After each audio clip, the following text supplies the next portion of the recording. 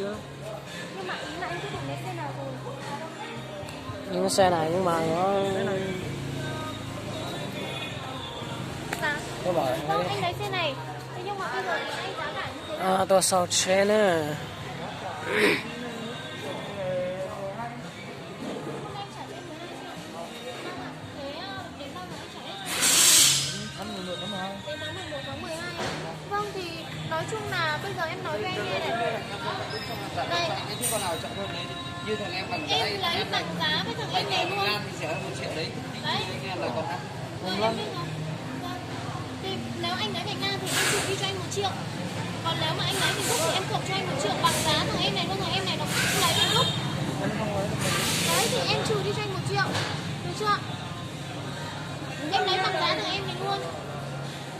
Bởi vì tất cả các anh em trên đấy em đều lấy bằng giá như Nó thế. chống cờ đi nữa. Tôi sao xe mà nó nhiệt ra thì yếu chế rồng kia sao.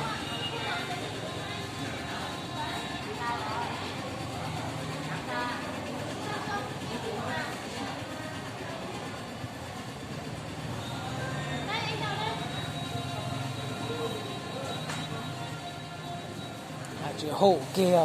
Vụ kia. Thế giờ nó có thể nhiệt ta nó chỉ sát hai lối vô kia.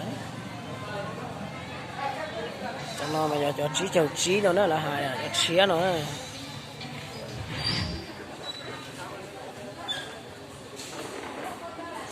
Nó đã tổ cho rồi đúng rồi. Chỉ trong đó. Ủa chị nhẽ con mẹ kiểu như nào. Nhà chết nó mà. Cái trong coi chỉ một to mà. Cái chế nó nó lo cái sọn nó thì nó như thịt tá không. Thế khỏi nó là nó đắt ở ra rồi. Nó chỉ không có gì đó ấy. Nó thấy trong quân mà đắt tuổi vậy. Bên này có hai giá chừng không nó số. Nó con chỉ sai được đó rồi. Sao nên.